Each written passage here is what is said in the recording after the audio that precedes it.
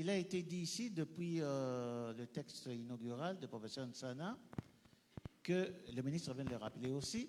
Nous avons l'événement, nous avons le public, nous avons le rapporteur, c'est-à-dire le journaliste. Nous sommes dans ce triangle-là. Et vis-à-vis des événements, le journaliste doit savoir se situer. Et à partir de là, situer ses sources d'information. Nous avons généralement 3 types d'événements, vous le savez, les événements accidents qui ne sont prévus par personne. Vous y allez parce que l'événement s'est déroulé. Vous avez des événements actions qui sont parfois annoncés par les communicants. Il y a des événements paroles qui sont devenus des événements trop faciles pour les journalistes aujourd'hui. J'arriverai là-bas, j'étendrai mon micro et puis le reste, je vais traiter par la suite. Mais le problème, c'est que derrière ces événements, il y a le choix des sources d'information. Quand vous allez vis-à-vis de l'événement accident, il faut savoir où vous devez trouver la source. Qu'est-ce que l'on remarque aujourd'hui? Un incendie se déclare à Lemba, le journaliste va chercher la source d'information où il va à la maison communale, tendre son micro au maire, au bourgmestre. Ce n'est pas ça la source d'information. La source d'information, le bourgmestre, ça c'est une source secondaire. C'est un témoin secondaire, parfois même tertiaire. Il y a l'incident, si vous êtes arrivé quelque peu en retard, allez au moins vers les voisins du lieu où il y a eu l'accident. Ceux-là vous diront comment ils ont été inquiétés par le feu qui s'est propagé. Ils vont vous dire quand les pompiers sont arrivés, quand les jeunes gens du quartier ont tout fait. C'est ça le choix par rapport à l'événement. Nous avons vu ici les candidats, notamment les candidats présidents, aller se présenter à la CENI pour déposer leur dossier. En ce moment-là, la parole du candidat devient le fait. En ce moment-là, le fait. Mais ce n'est pas le militant qui a accompagné les candidats qui sera votre source d'information. Qu'est-ce que ce militant-là va vous dire en dehors de ce que diront les autres qui vont accompagner d'autres candidats? Mais cette distinction-là des événements ne se fait pas. Ok. Merci beaucoup, monsieur le professeur, pour... Alors, on en est à 1 heure passée de quelque chose pour la table ronde. Il était prévu qu'à midi, on prenne quand même des questions dans la salle, ce qu'on va faire, et qui pourront être complétées. Alors, on va commencer par... on va donner la parole. Il y a quelqu'un pour... Oui. Alors, vous soulevez la main. On va vous donner le micro, vous vous présentez, vous posez votre question. J'aime pas beaucoup les assemblées, on dit on n'a plus beaucoup de temps, faites vite, mais on va faire quand même sobre, soyez précis, et voilà. Ok. Oui. Oui, merci. Ah, ok. Merci Claude. Bien, je voudrais commencer évidemment par féliciter et remercier les 4 intervenants pour nous avoir offert un panel de si grande qualité. Alors, je voudrais dire 2 petites choses. La première, c'est par rapport à l'affirmation de Patient lorsqu'il dit oui, nous avons des crises un peu partout, pas seulement dans le domaine du journalisme, et il faut donc commencer obligatoirement partout. Moi, je dis qu'il faut quand même faire attention parce que le journalisme produit un bien qui est immatériel. Et donc, il s'attaque, il joue sur le mental, sur le cognitif. Or, nous savons que nos actions, tout ce que nous faisons, tout ce que nous pensons, est souvent, comment dire, est le reflet de ce que nous savons. Alors, donc, ce que vous faites a, je dirais même, un peu plus d'importance que ce que fait l'OCC. L'OCC joue sur de la marchandise.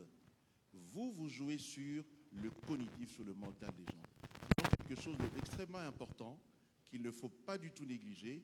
Il faut absolument commencer par là, je pense. Alors la deuxième chose que je voulais dire, c'est un peu un prolongement, je n'aurai pas de questions, hein, rassurez-vous, c'est un prolongement d'une notion qui a été abordée par le prof Nsana et un peu par le prof Ekambo, qui est, je dirais, au fondement même la protection des sources, c'est la notion de secret. Je voudrais ici, en termes d'apport, dire que finalement, lorsque l'on prend la chose sous l'angle du secret, on se rend compte que le problème n'a pas pour origine le journalisme ou la communication. La source de ce problème ou de cette question est juridique. Je parlerai peut-être sous l'autorité de mon ami de droite, qui a des origines juridiques, parce que effectivement, lorsque l'on interroge les théories liées au droit, on se rend compte qu'il y a deux concepts extrêmement importants et qui peuvent nous être utiles ici. C'est ce qu'on appelle le secret ratione materiae et le secret ratione personae. Qu'est-ce que cela veut dire? En fait, ce sont deux concepts qui se donnent en chiasme. Le secret ratione materiae, c'est le secret qui est confié au juge. C'est-à-dire, c'est le secret en raison de, ou pour cause de l'information qui a été donnée. Ça veut dire que lorsque le juge reçoit une information, eh bien, nous savons qu'il a appelé quelqu'un. D'accord? Quelqu'un est venu, il a été convoqué, on le dit dans les médias. Mais ce qu'il a dit au juge reste secret. Le juge ne le dira jamais, puisque ça fait partie de l'instruction, sauf peut-être lorsque les audiences vont commencer. Ça, c'est vraiment le premier concept, et ça concerne le juge. Mais le deuxième concept, c'est le secret ratione personae, et c'est celui-là qui concerne le journaliste. Ratione personae, pourquoi?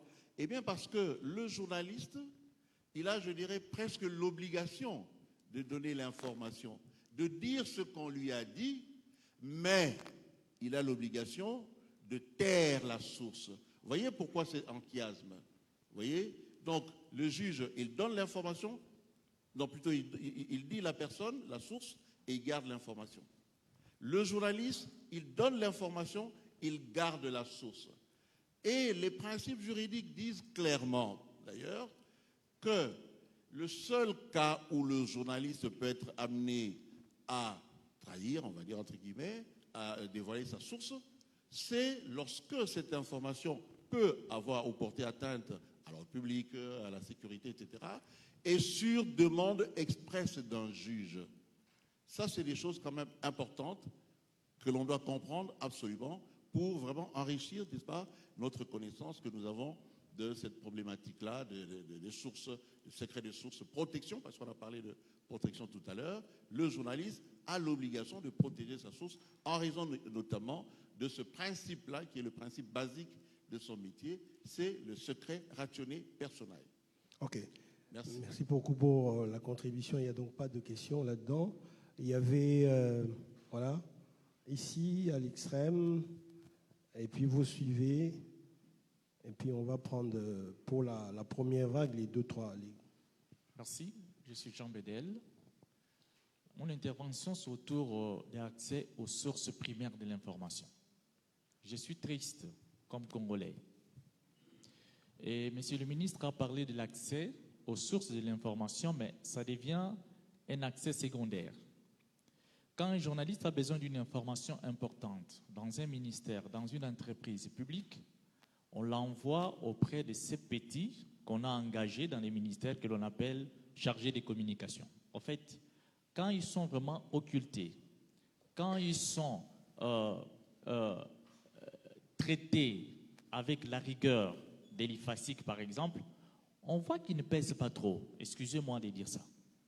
Et quand ils vous donnent l'information, on ne répond pas aux questions de référence pour vous donner l'information qu'il y a à donner à notre public.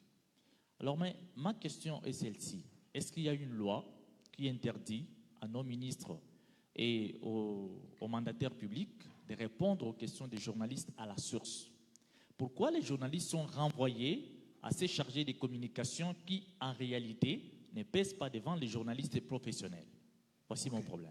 Merci beaucoup. Je crois que le ministre a noté la préoccupation. Est-ce qu'il y a une loi qui interdit aux autorités de donner de l'information aux journalistes? Oui, rapidement. Merci beaucoup. Moi, c'est Léni Niamou Jean-Baptiste, je suis journaliste. Ma question s'adresse au ministre Patrick Mouyaya. À la 3G, le ministre a parlé de la question taboue auprès de nos sources d'information. Alors, il a notamment parlé, il a indiqué que les acteurs publics ont toujours du mal à livrer les informations aux journalistes. Cette question taboue-là, ma question se présente de cette manière. Est-ce que ces acteurs publics, notamment des ministres ou des députés, ou bref, des acteurs publics, politiques également, ne se reprochent-ils pas de leurs actions? Est-ce qu'ils n'ont pas une conscience, une charge sur leur conscience? Le plus souvent, on les regarde. Est-ce qu'ils ne se reprochent pas, c'est ça? Est-ce qu'ils se reprochent quelque chose? Merci beaucoup. Ok, merci. Oui, juste à côté de toi, là. Ouais. Ok, merci pour la parole accordée. C'est Jean-Jacques Kabongo. Ma question va dans le même sens avec mes prédécesseurs. Dans l'argumentaire du ministre, vous avez martelé sur l'accès aux sources d'information. Mais vous ne m'avez pas personnellement convaincu ce que votre ministère a mis jusque-là en place pour que l'accès des journalistes aux sources d'information ne soit pas entravé ou bloqué. Jusque-là, je n'ai pas encore eu des arguments concrets de votre part. C'est ma dernière question. Je voudrais un peu savoir ce que les ministères que vous dirigez, puisque c'est les ministères de la communication et médias. Aujourd'hui, nous avons une autre catégorie qui fait d'ailleurs, qui est en pleine croissance, des communicateurs des différents partis politiques, ainsi de suite. On voit parfois ils se comportent comme étant des journalistes, en relayant des informations, ainsi de suite. Alors, y a-t-il une réglementation par rapport à cette catégorie? Et que prévoit votre ministère pour la réglementation de cette catégorie? Merci. Ok, on a noté vos deux préoccupations, essentiellement adressées au ministre apparemment, mais les autres membres à la plateforme, à la table ronde pourront intervenir. On prend d'abord et puis on va prendre une deuxième série de 3. Monsieur le ministre, vous avez votre micro. Oui. Écoutez, je commence par la dernière question. Merci pour vos interventions. Vous parlez des communicateurs, réglementation. Il faut savoir qu'aujourd'hui, la parole est libérée. Les réseaux sociaux ont libéré, quelqu'un m'a dit d'ailleurs, un peu trop la parole. Ça veut dire que tout le monde aujourd'hui est devenu source d'information. Aujourd'hui, vous avez des gens qui peuvent prendre les téléphones, vous poser une question et les mettre sur les réseaux sociaux. Et c'est pour ça d'ailleurs que nous sommes tous très, très exposés au fléau des fake news. Parce que chacun s'élève un matin et comme ça circule toujours 7 fois plus vite, parce qu'il y a toujours une propension pour l'humanité de donner plus d'attention à des mauvaises nouvelles, c'est pour ça qu'il y a beaucoup de dégâts qui se font. Et donc, vous parlez des communicateurs. Les communicateurs sont des militants, des courants politiques. Bon, ils se disent communicateurs, peut-être parce qu'ils passent dans les médias. Je ne sais pas d'où véritablement ils ont voulu avoir cette qualité. Et donc, nous, comme ministère, on n'a pas des réglementations particulières à faire parce qu'on ne va pas réguler la prise de parole dans toute la société, décider de qui doit parler comme communicateur ou de qui doit l'être pour ceci ou pour cela. Et donc, ici, c'est un peu dans la vague justement des réseaux sociaux qui ont libéré la parole et tout le monde s'en sert suivant le prisme qu'il veut, si ça peut lui permettre de vivre, pourquoi pas. Et donc vous avez dit accès aux sources d'information bloquées, etc. C'est que nous on a fait ce qu'aujourd'hui, si vous allez sur le site internet du ministère, je crois que vous pouvez trouver tous les comptes rendus de 117 ou de 118 réunions du Conseil de ministres que nous avons eues.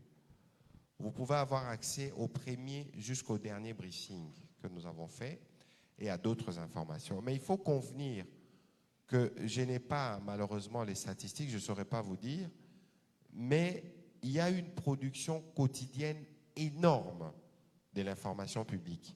Au dernier atelier, je ne sais pas si Patient se souvient, je crois qu'il y a un des intervenants qui disait que la quantité d'informations que nous produisons aujourd'hui par jour, c'est la quantité d'informations produites, je ne sais pas, en 50 ans par toute l'humanité, quelque chose de ce genre. Et donc, tout dépend de votre centre d'intérêt.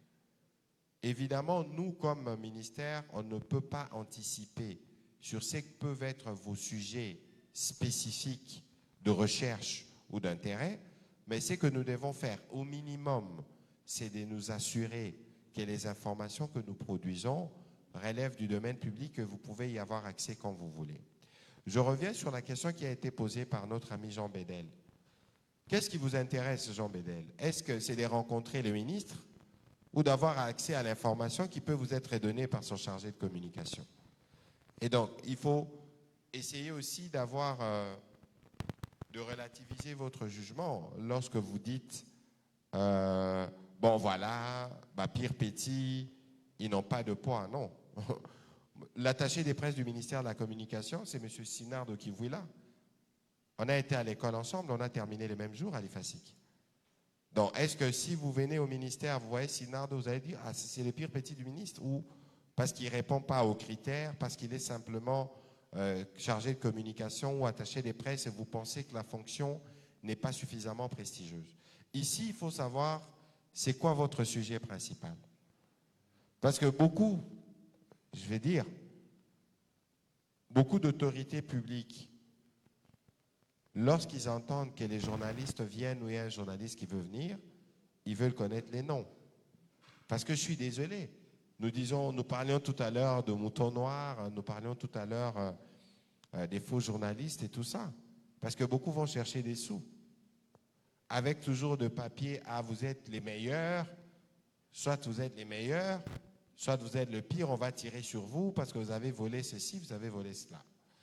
Et donc après, lorsque je parlais par exemple de la culture du tabou, j'essaie simplement d'illustrer nos habitudes sociétales.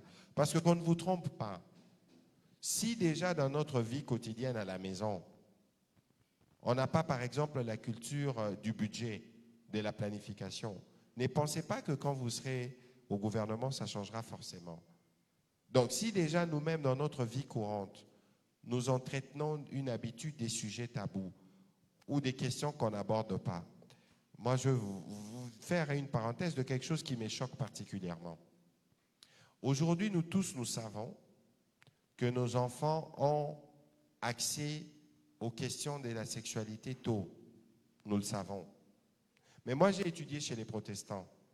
Beaucoup ont étudié chez les catholiques. Où, pour des besoins de conviction religieuse, entre guillemets, on ne parle pas de certaines choses. Mais vous ne savez pas combien de cas de grossesse non désirée ou de maladie on aurait évité si on prenait le courage de dire, écoutez, la société évolue comme ça. Les enfants ont accès à trop d'informations en même temps. Soyons sûrs qu'à l'école, on leur parle sans tabou de la sexualité, des risques que cela comporte, etc. C'est une illustration. Et donc aujourd'hui, forcément parce qu'on n'a pas l'habitude nous-mêmes de communiquer sur ce que nous faisons, lorsqu'il y a un acteur extérieur qui vient, qui veut savoir comment fonctionne, je ne sais pas, tel service au niveau de tel, les gens vous regardent doublement. Parce que nous tous, on n'est peut-être pas prédisposés culturellement à être aptes à donner justement les informations, à communiquer sur ce que nous faisons. Nous, on a pris conscience et on travaille pour que cela change. Okay. Merci. Deuxième, le micro, s'il vous plaît. Oui, ici, là, le professeur, c'était Mambouya. Ici, voilà. Oui, commencez par là. Merci Claude. Désolé de demander la parole alors que j'étais déjà passé à la tribune. C'est pour revenir sur la thématique de la matinée et interroger, je crois, Thierry, ou peut-être le ministre, je ne sais pas, sur la tension entre l'obligation de transparence et la nécessité du secret. Le journaliste travaille pour le public et il est tenu à être transparent à l'égard du public. comment vous, en tant que professionnel, avec votre expérience, vous gérez cette obligation de vous montrer transparent à l'égard de votre chef, parce que le public l'est, vis-à-vis des journalistes, et comment, face à cette obligation, arriver quand même de temps en temps à justifier la nécessité de ne pas être transparent. OK. Oui, là, derrière, juste derrière. Merci pour la parole. J'ai deux petites préoccupations. La première préoccupation, elle concerne ce que j'estime être quelque chose d'inachevé dans la réforme légale. C'est la loi d'accès à l'information. Est-ce qu'on peut savoir aujourd'hui où nous en sommes, Monsieur le ministre? Où est-ce que nous en sommes avec la loi d'accès à l'information? Deuxième préoccupation, c'est par rapport au rôle du journaliste même dans la société. Professeur Ekambo peut-être. Est-ce qu'on peut finalement savoir s'il y a une relation des causes à effet entre la considération que la société donne aux journalistes et la prise de responsabilité, la prise de conscience de celui-ci, de son rôle? Est-ce que cela ne dépend pas de ce que la société ou de la considération que lui donne la société? Merci. Derrière.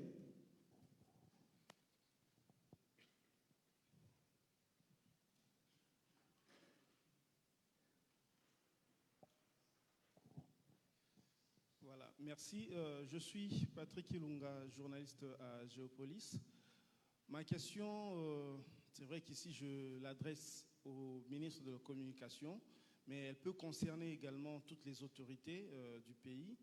Pourquoi on a l'impression qu'il y a comme un accès à géométrie variable à l'information?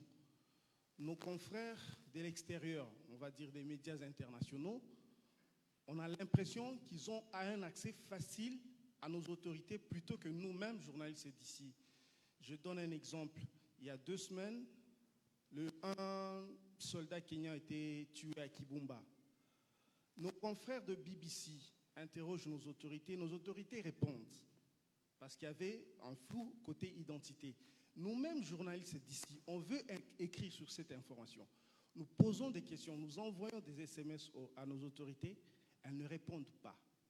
Okay. Voilà pourquoi il y a comme un accès à géométrie variable à l'information. Merci. Ok, merci.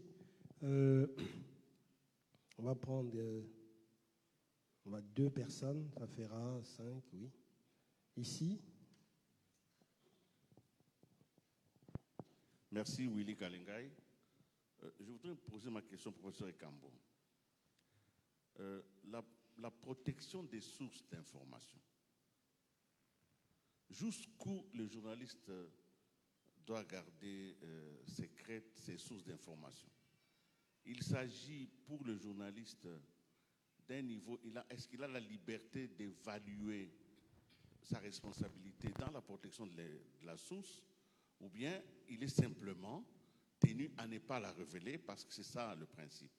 Peut-il juger lui-même le journaliste en disant, en fonction de la gravité des événements et de l'implication de ceux-ci dans la vie au quotidien, je peux dire qui m'a donné la source? Avons-nous cette latitude? Ok. Là, on va prendre cette vague-là.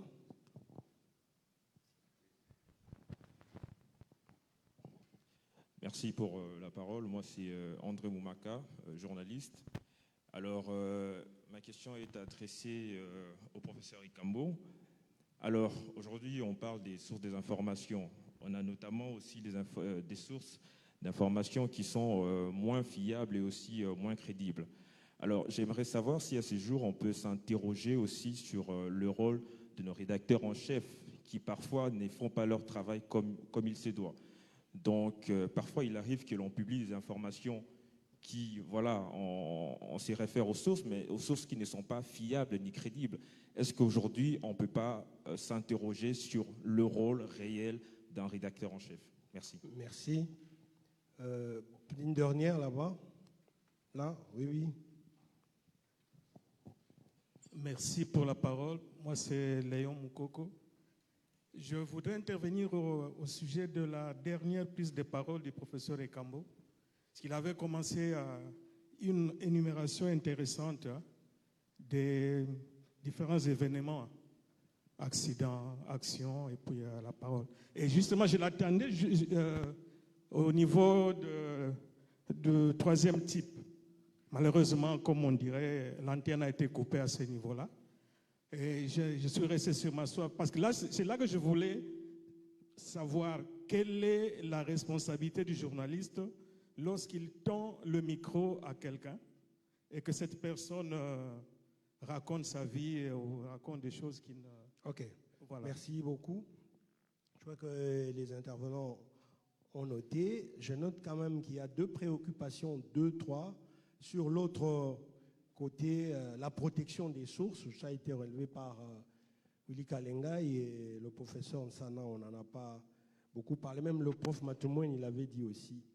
Alors, je vous laisse aux uns aux autres la parole pour intervenir à ce sujet. Merci Claude. Je commence par la dernière question. J'ai parlé du choix que doit opérer le journaliste, le choix des sources, c'est-à-dire des témoins par rapport aux événements. Il y a trois catégories. Donc les événements accidents, c'est-à-dire que le journaliste n'y peut rien. Il va vers ce qui s'est déroulé, vers le conjoncturel, et en principe, il recherche les témoins primaires de l'événement.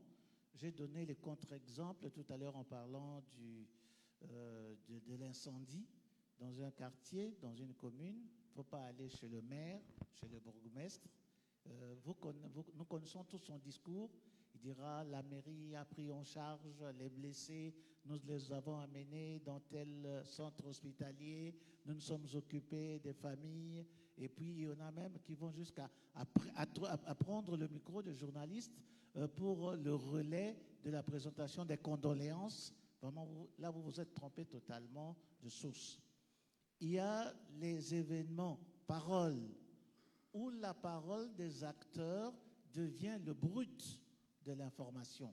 Et j'ai donné l'exemple de ceux qui vont présenter leur candidature. Par exemple, ceux-là, au moment où ils présentent leur candidature, c'est ce moment que doit rentabiliser le journaliste pour prendre vraiment l'information. Vous avez remarqué peut-être suffisamment dans les réseaux sociaux que le jour de la présentation, ce qui nous a été offert par les communicants ou les communicateurs, ce sont les photos des couples des candidats qui sont allés voir le président de la CENI, photo avec Kadima. Ce n'est pas ça l'info. L'info, c'est ce que dit la parole, dit le monsieur qui dépose sa candidature, comment en une phrase ou deux présente sa candidature. Et puis il y a les événements actions. Ici, nous sommes au niveau de ceux qui organisent les manifestations. Cela nous donne l'occasion d'éviter des pièges. Parce qu'à côté des événements, il faut voir maintenant les sources.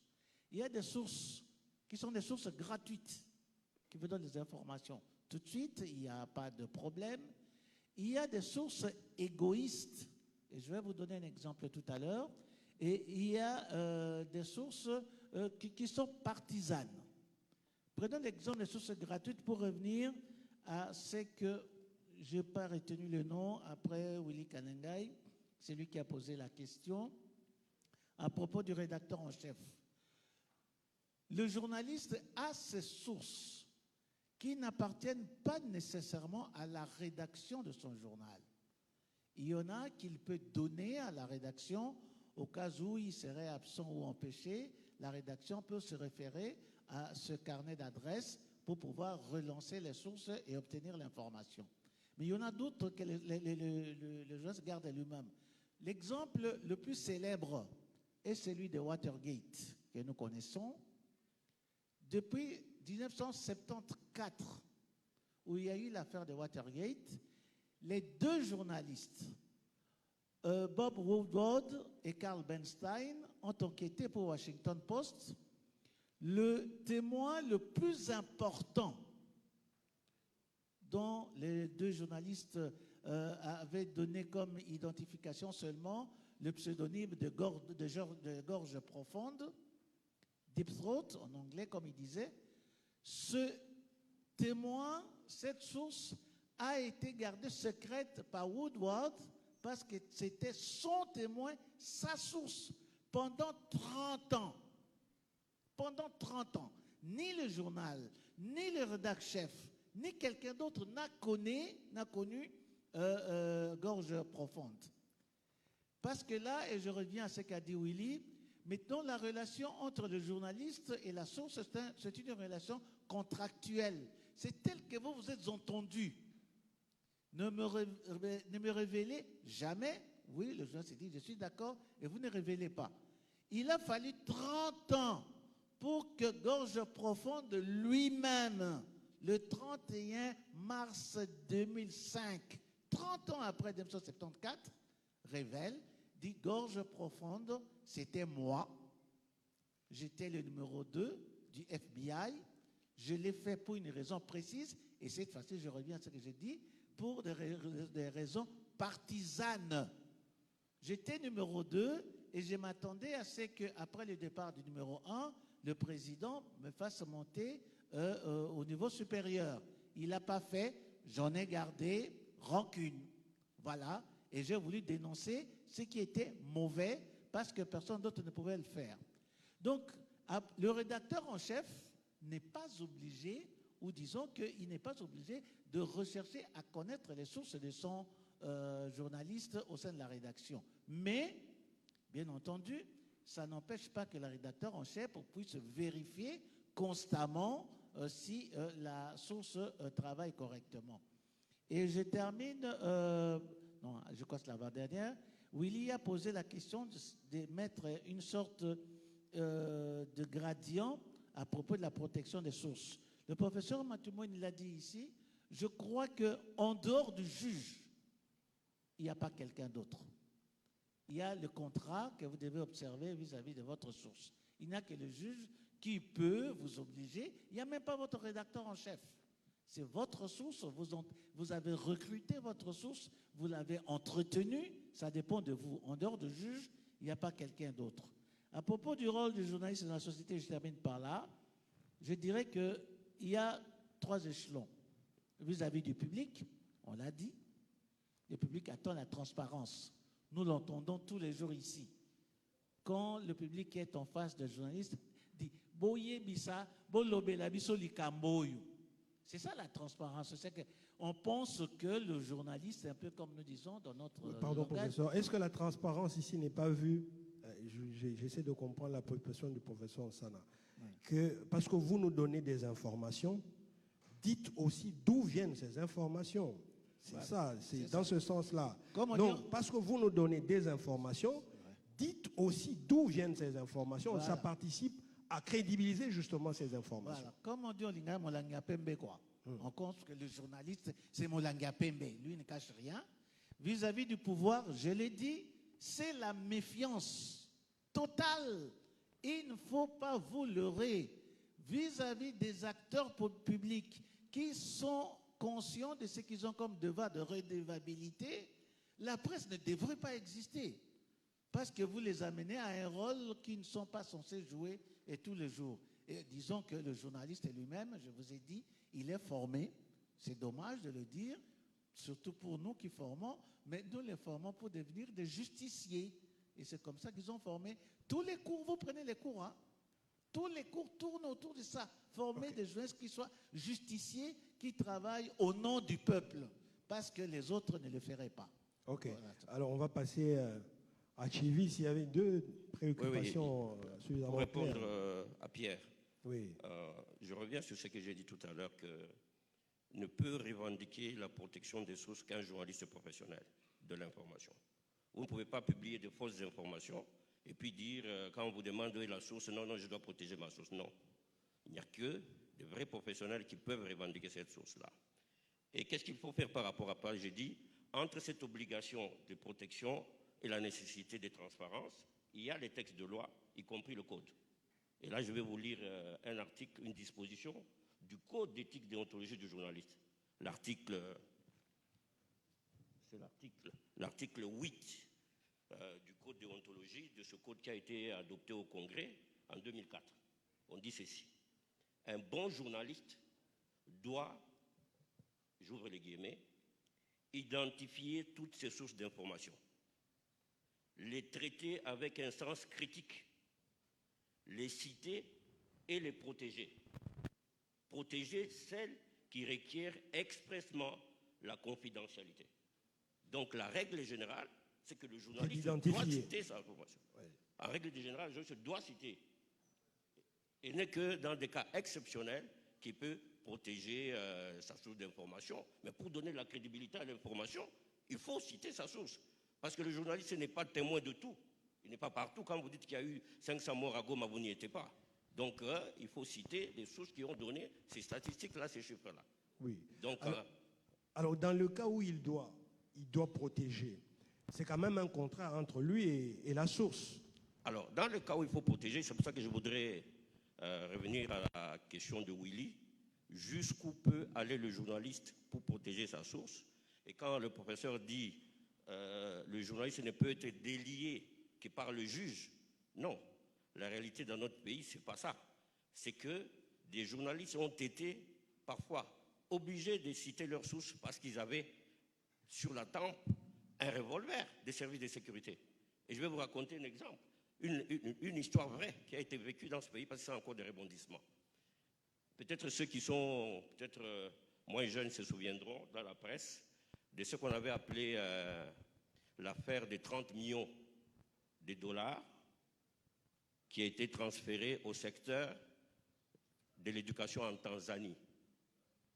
Nous sommes en 2005, vous vous souvenez, et c'est le journal qui publie en manchette qui a eu 30 millions de dollars, un don de 30 millions transférés au secteur de l'éducation de la Tanzanie. Nous sommes au mois de septembre et pendant ce temps-là, il y a une grève. Il y a une grève des enseignants ici parce qu'ils n'ont pas été payés pendant 2 mois. Ils refusent de faire la rentrée scolaire et pouf, il y a cette information en manchette. Bien évidemment, ça fait l'effet d'une bombe. Et les gens s'agitent, notamment la présidence de la République, etc. Et puis, la pression est exercée sur la AM, à l'époque Mutinga. Le journal est suspendu pour 3 mois. Le président de l'UNPC, je crois que c'était KPP aussi, convoqué. Et puis après, c'est la conférence, le président de la conférence épiscopale, Monseigneur Moussengo, qui est reçu à la présidence pendant 2 heures. Parce que dans son papier, le journal avait cité la conférence épiscopale comme étant une de ses sources d'information. Et quand le président est sorti de là, il a démenti cette information pour dire qu'ils n'ont jamais été mis en copie de cette lettre de remerciement, etc. Donc, cette information est démentie par tout le monde. Et du coup, tous les services de sécurité se mettent à rechercher le journaliste qui avait publié cette information. Il se cache, il disparaît. Pendant 45 jours, tous les services sont à ses trousses et finalement, c'est des journalistes qu'on utilise pour aller le faire sortir de sa cachette, pour l'amener en lui disant « Le président va vous recevoir, vous demandez pardon et puis après on tourne la page ». Pendant que le journaliste, accompagné de ses confrères, est en train d'aller rencontrer la personne qui devait faciliter la rencontre avec le président, il tombe dans un guet-apens. On l'arrête, lui avec ses amis, par ceux qui étaient chargés de le poursuivre. En l'occurrence, je crois que c'est le patron des services de renseignement des secrets à l'époque, je crois Raus, c'était Raus. Et puis après, on l'amène à Kinmazière. C'est là où il y avait les services secrets. Il y avait beaucoup d'autres détails, ça veut dire les gens, ça, le ministre de l'Intérieur et lui ont commencé à se disputer. La paternité, il dit c'est moi qui l'avais arrêté, c'est moi, il dit non, moi aussi on m'avait chargé. Bref, le journaliste est arrêté autour de, je crois, vers 17h. Il est gardé là-bas. Certainement, on lui a poussé, obligé à citer sa source. Jusqu'à aujourd'hui, nous ne savons pas quelle est la source qu'il avait citée. Toujours est-il, d'après ce qu'on nous avait dit, qu'il avait un revolver pointé sur lui pour l'obliger à citer la source d'information. Et dans la nuit du 2, parce que nous sommes là le 2 novembre, et dans la nuit du 2 au 3 novembre, un autre journaliste est assassiné avec sa femme. Ce journaliste est Franck Nguiké. Il est assassiné dans la nuit du 2 au 3 novembre. Ça fait grand bruit et j'ai fait une enquête sur les conditions, sur cet assassinat. Qu'est-ce que nous découvrons? Nous découvrons que par rapport à cette information sur les 30 millions, qui a été diffusée, je crois, le 14 septembre, quelques jours après le 5, la référence plus par la plume d'Nguiké avait démenti cette information par 2 fois, en disant que c'était un canular et que cette information avait été diffusée dans le sens de créer des troubles parce qu'il y avait des grèves des enseignants et accréditer la thèse selon laquelle le président serait d'origine tanzanienne. Mais cette source de la présidence requiert aussi l'anonymat, c'est-à-dire ne peut pas être reconnue. Donc le lien que nous avons essayé de faire entre cet assassinat du journaliste et l'affaire des 30 millions, c'est-à-dire nous nous sommes posé la question, jusqu'aujourd'hui nous n'avons pas de réponse. Pourquoi le journaliste s'était-il senti dans l'obligation de démentir une information qu'il n'avait pas diffusée par 2 fois dans son édition? Ceci pour dire, et jusque-là c'est resté un mystère, c'est pour dire que le journaliste peut être obligé, sous pression, sous menace de mort, de citer une source d'information qui peut être vraie ou fausse, simplement pour se sauver. Ok. Pour ça, ce sont des écarts. Mais on peut considérer quand même que dans une situation, le journaliste soit amené à dire sa source. En réalité, et c'est ce que nous avons essayé de comprendre, la question n'était pas tellement de savoir quelle était la source. C'était de savoir en fait qui a organisé la fuite. Okay. Au niveau de la présidence, c'était de savoir qui a organisé la fuite d'une information qui était censée rester secrète dans le sérail. Donc c'était ça. Ok. Voilà. Ok. À propos de la même préoccupation, je crois que la question de Pierre était adressée à tout le monde, sauf si... Non, mais je crois qu'en complément à ce que tu se dit, ici, le juge n'est plus le seul, ou on va dire, les plus grands décideurs. Maintenant, la loi, la nouvelle, je reviens à la loi, oblige à un moment donné aux journalistes également de protéger. La loi protège la source. La loi protège la chose. Si la loi protège la source, évidemment qu'il y a une conditionnalité, des sujets qui requièrent notamment que l'on puisse notamment y toucher, et ainsi de suite. Mais la loi, ici, nous protège et protège également la source. Mais qu'est-ce que le journalisme sans source? C'est ça le grand problème. Le grand danger, c'est ça. Le grand défi, le grand piège, c'est à ce niveau-là. Un journaliste de qualité, c'est un journaliste qui a des sources. Une démocratie de qualité, c'est une démocratie qui se nourrit des bonnes informations. Et les bonnes informations, ce ne sont pas les informations des comptes rendus. Les bonnes informations sont à rechercher.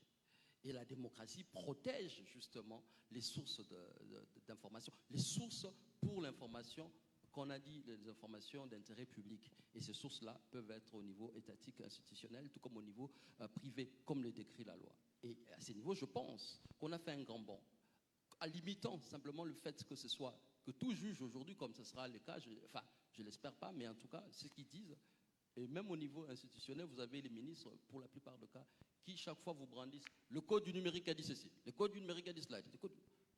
Mais la loi, la nouvelle loi, nous dit également, la nouvelle ordonnance loi, nous dit également que la rétention est l'exception et la libération de l'information est, on va dire, la règle. C'est ce qui est dit dans la loi. Et on a intérêt à vulgariser cette loi à tous les niveaux, au niveau des juges, au niveau des institutionnels, au niveau du public et au niveau des journalistes. Parce que nous n'avons pas d'armes, nous autres journalistes, pour nous protéger. Nous ne devons pas avoir tout le temps, on va dire, une pression sur nous pour nous dire, il faut absolument que tu cites ta source. Mais si je cite la source, ici, la règle est simple. Le professeur l'a enseigné, puis le professeur ça l'enseigne également. On dit, tout journaliste doit, toutes les sources doivent être...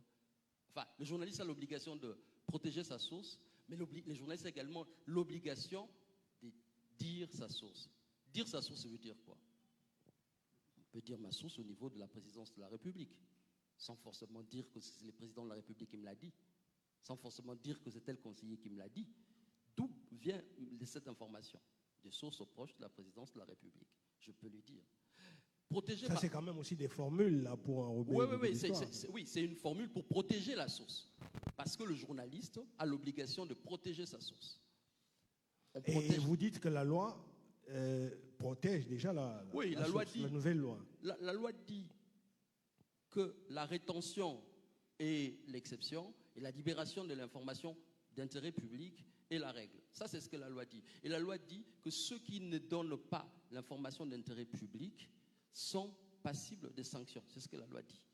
Maintenant, moi, la crainte ici, c'est de mettre l'accent sur les juges qui auraient tous les droits de pouvoir délier les journalistes par rapport à sa source. Alors qu'ici, on n'a pas que les juges, on n'a pas que les journalistes, mais il y a aussi la loi qui protège. Merci. Ok, on voudrait écouter quand même aussi le ministre à ce sujet. Alors, n'oubliez pas, en intervenant, qu'il y avait aussi d'autres questions. Merci beaucoup. Alors, évidemment, il faut protéger les sources, mais on est confronté aujourd'hui à des situations, je crois que vous l'évoquiez un peu tout à l'heure, lorsque la sûreté d'État est engagée ou lorsque la sécurité collective est engagée, on se repose la question s'il faut véritablement continuer à les protéger ou pas. Et je veux pour exemple de ce qui nous donne le plus des leçons de démocratie, les États-Unis eux-mêmes, qui ont contraint Julian Assange à avoir la vie qu'il a aujourd'hui, etc. Ce n'est qu'une illustration. Et donc c'est une journaliste, lanceur d'alerte, c'est pas un journaliste, c'est une source. Julian Assange, c'est une source.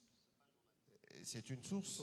Et donc, voilà, c'est aussi ça aussi un aspect du débat qu'il faut avoir. Parce qu'aujourd'hui, ou quand vous regardez Bradley Manning, la taupe au sein de l'armée américaine, bon, tout ça, c'est la préoccupation principale, c'est qu'à un certain moment, au nom de la sécurité collective, on fait un certain nombre de concessions. Bon, on peut débattre, mais je crois que lorsque on sait, par exemple, qu'il y a une attaque terroriste qui se planifie et qu'il y a des messages qui sont passés par tel, et que cela doit être dévoilé par ceux qui sont censés assurer la sécurité de tous, on peut voir ce qui peut être fait.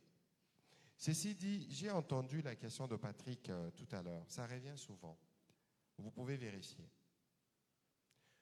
Moi, Patient Ligodi est là, il est des RFI.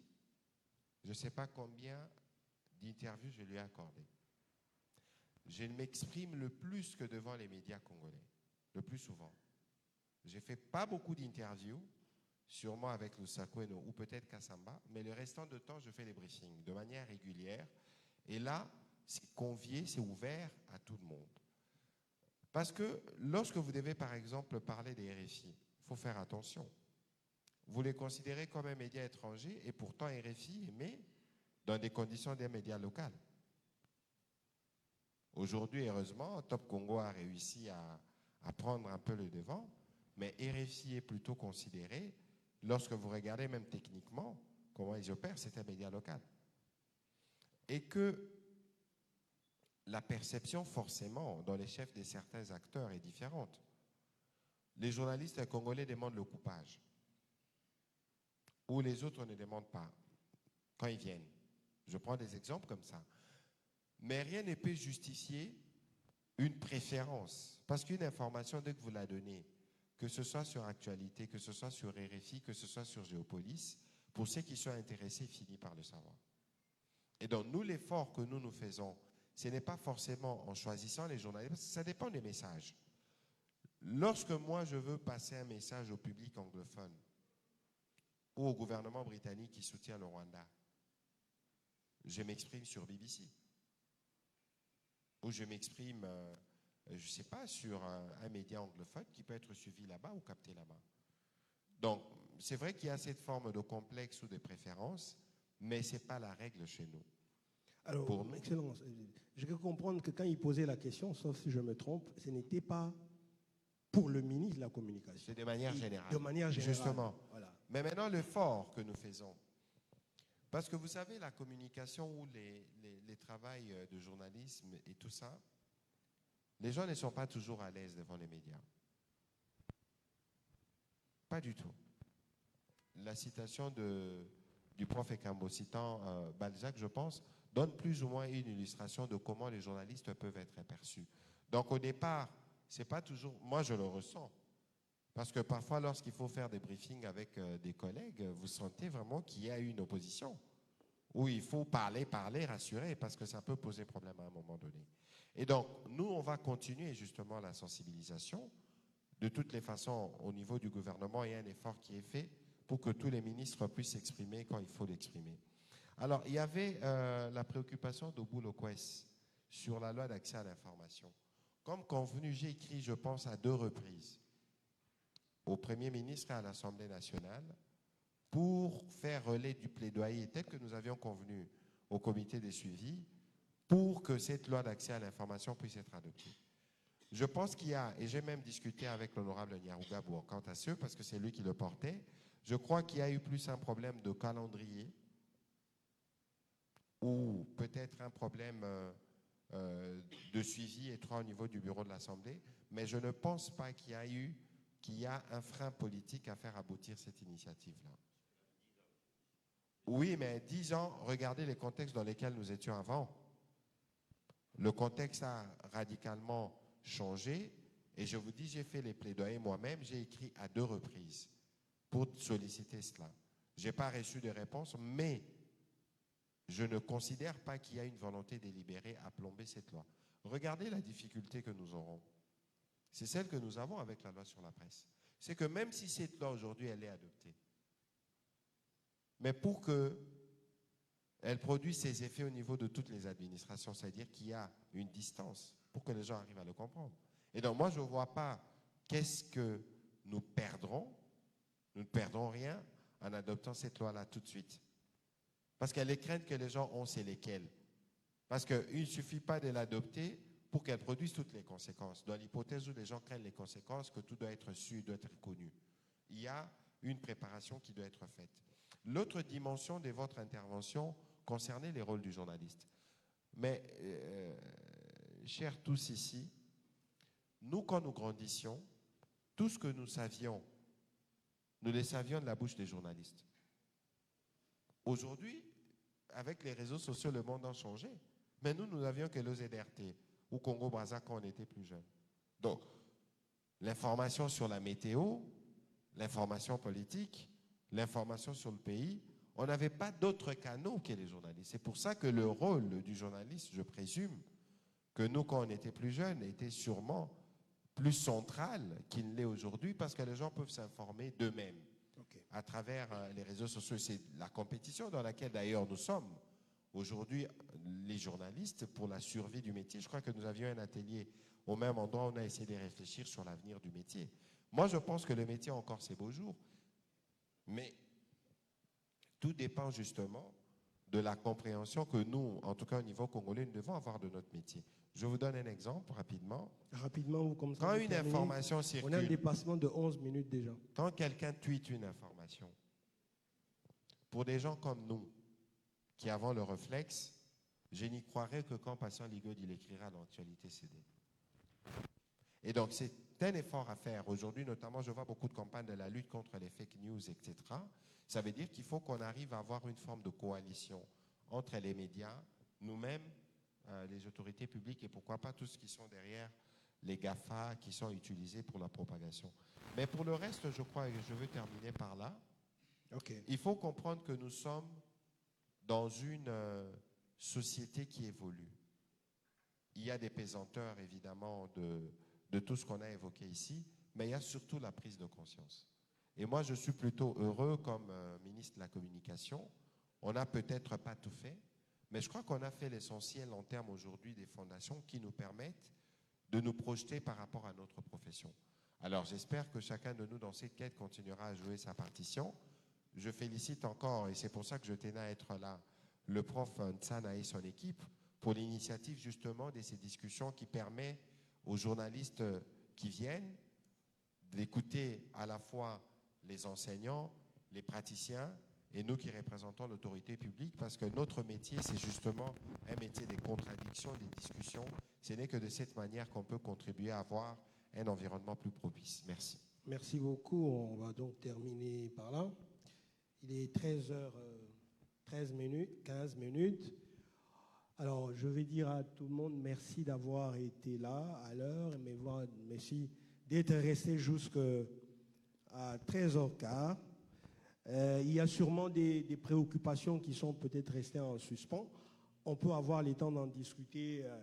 Au bout, c'est toujours comment il peut discuter avec le ministre. Donc, on peut encore continuer les discussions en coulisses.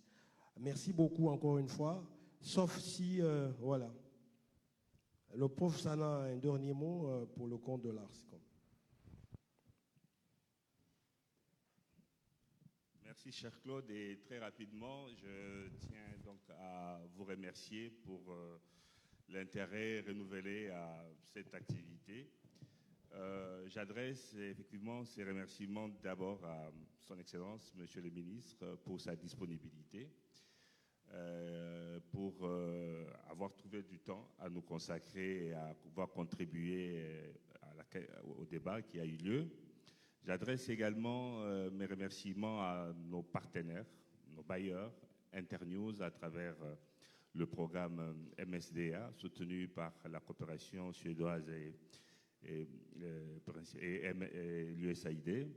J'adresse aussi mes remerciements à la délégation générale Wallonie-Bruxelles et Kinshasa, représentée ici par M. Tollon, pour nous avoir encore une fois de plus accueillis dans ce magnifique cadre. J'annonce que désormais, une fois tous les 3 mois, nous aurons à vous inviter encore à ce format de rencontre qui s'appelle Mardi l'Arci, mardi comme aujourd'hui, et l'Arci de l'Arcicom.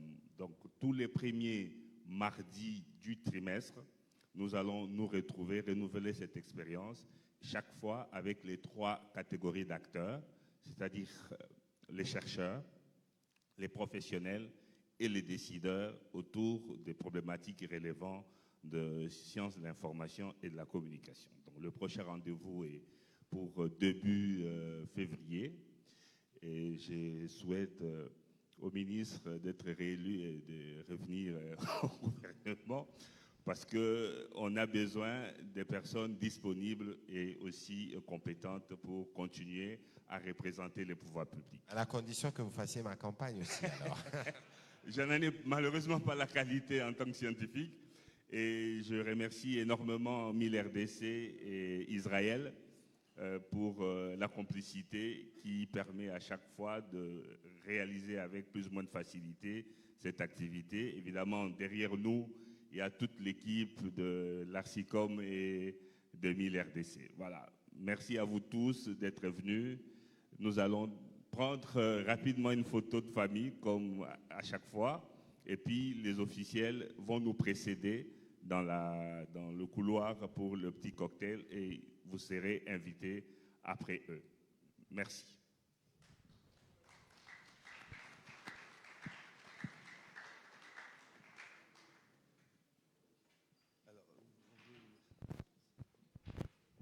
Israël.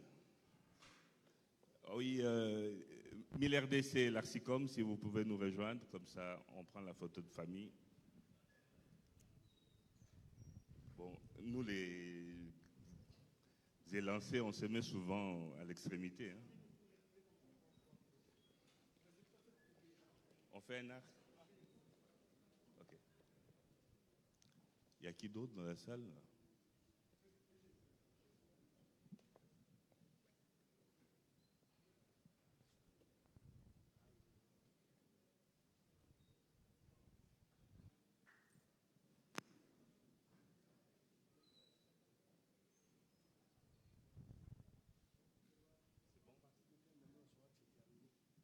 Vous nous dites hein, si c'est terminé, hein, sinon on risque de passer. Oui.